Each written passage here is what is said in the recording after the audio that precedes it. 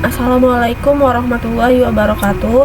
Perkenalkan, nama saya Amelia Syabila, mahasiswa Universitas Terbuka dari Prodi Sistem Informasi UPBJJ Kota Tarakan dengan NIM 0529844686. Di video ini saya akan mempraktikkan tugas 3 struktur data. Membaca terlebih dahulu soalnya. Di soal nomor 1 kita disuruh untuk membuat program pencarian menggunakan algoritma Depth First Search atau yang disingkat DFS dalam bahasa Java. Gunakan graf dengan 8 node yang mewakili A1 dan seterusnya.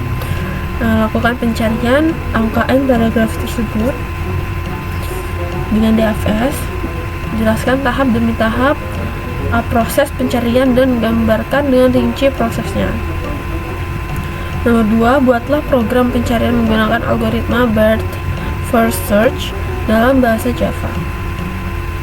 Gunakan graf dengan 8 node, lakukan pencarian angka n pada graf tersebut dengan BFS, kemudian jelaskan tahap demi tahap proses pencarian dan gambarkan dengan rinci prosesnya. Kita mulai dari yang DFS dulu. Ini ada DFS rekursif. Di DFS versi rekursif ini logikanya sama seperti orang yang sedang menjelajahi lorong yang bercabang. Pertama-tama, setiap kali DFS itu dipanggil, node yang sedang dikunjungi langsung ditandai dalam variabel visit. Nah, ini tuh penting supaya node sama sekali tidak dikunjungi 2 kali. Dan untuk mencegah infinitum. Lalu nanti node tersebut dicetak dengan sistem ini supaya kita bisa melihat prosesnya.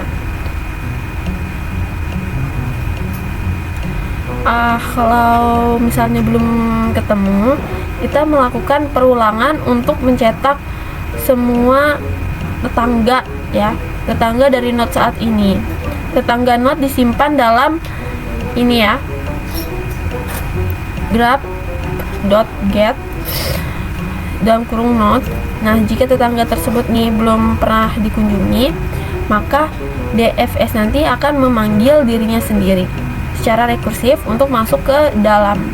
Kalau pemanggilan rekursif itu ternyata target ditemukan, maka kita return true agar seluruh proses berhenti.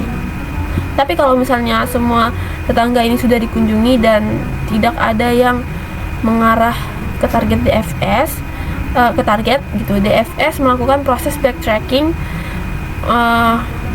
dan kita menghapus node terakhir dari list path karena jalur itu ternyata buntu.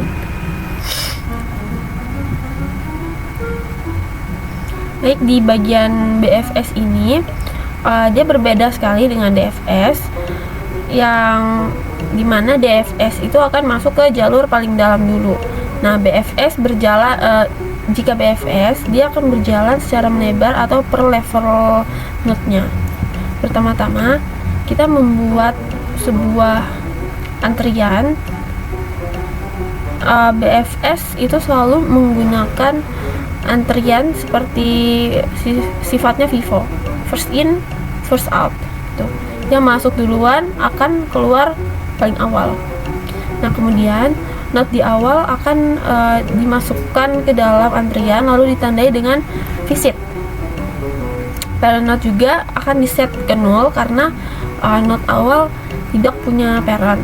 Di dalam proses BFS itu kita menggunakan loop secara antrian selama antrian tidak kosong. Kita mengambil elemen paling depan dari antrian menggunakan poll, lalu menampilkan node tersebut ke output. Kalau misalnya node yang kita ambil adalah target pencarian BFS, BFS akan langsung berhenti dan mengembalikan true. Misalnya bukan target, BFS akan melihat semua tetangga atau neighbor untuk catat parentnya. Parent digunakan nanti untuk membentuk jalur dari target ke node awal. Nah, karena node ini baru dan selalu dimasukkan ke belakang antrian, BFS itu memastikan pencarian berjalan level demi level, bukan masuk ke jalur dalam dulu seperti DFS. Kalau misalnya BFS sudah selesai dan target tidak ada di graf, maka fungsi akan mengembalikan false. Karena BFS ini tidak otomatis menyimpan jalur seperti DFS, jadi kita harus membangun jalurnya secara terbalik. Kita mulai dari target, lalu melihat parentnya, kemudian parent dari parent sampai kembali ke node awal. Setiap node akan dimasukkan ke list rute, kemudian list ini dibalik menggunakan collection reverse karena jalur awalnya dari target ke start. Setelah dibalik, nanti jalurnya akan menjadi dari start ke target. Jadi di main ini nanti, ini adalah tempat seluruh program ini akan mulai berjalan ya. Seperti ini tampilannya. Program BFS tugas 3, kemudian kita akan program akan meminta input gitu dari pengguna berupa node target ya, masukkan node target. Kemudian kita akan menjalankan proses DFS nanti nanti kita akan menjalankan proses BFS dengan memanggil fungsinya nanti. Dan kalau misalnya target ketemu, jalur BFS akan dicetak. Nah, jadi di sini kita bisa membandingkan bagaimana urutan kunjungan node jalur pencarian berbeda antara DFS dan juga BFS gitu. Mari kita coba di terminal.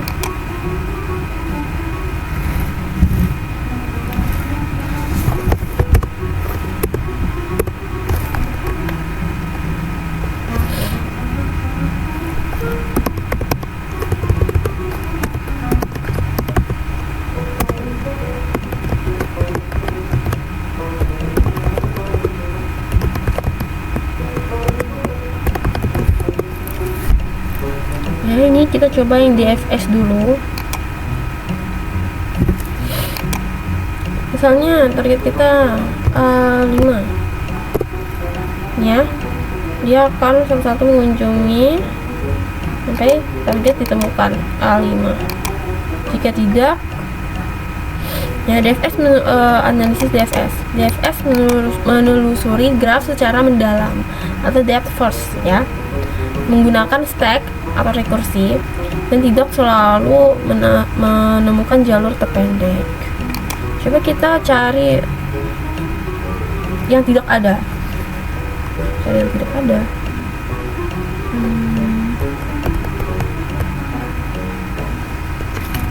Kita harus masukkan nanti ya.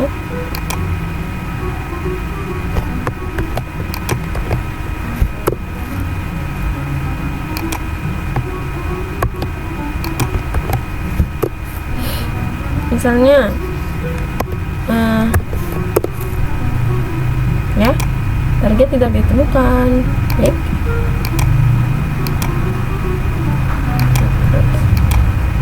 Kita lanjut ke BFS ya. Kita lanjut ke BFS.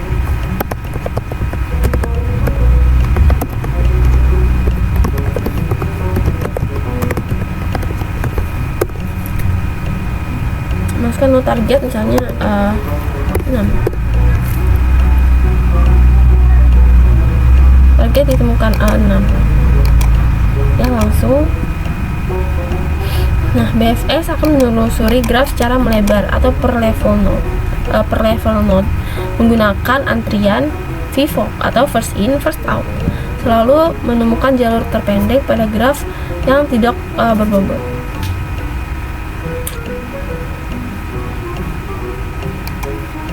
Jadi sekian video praktik dari saya, kurang lebihnya mohon dimaafkan. Assalamualaikum warahmatullahi wabarakatuh.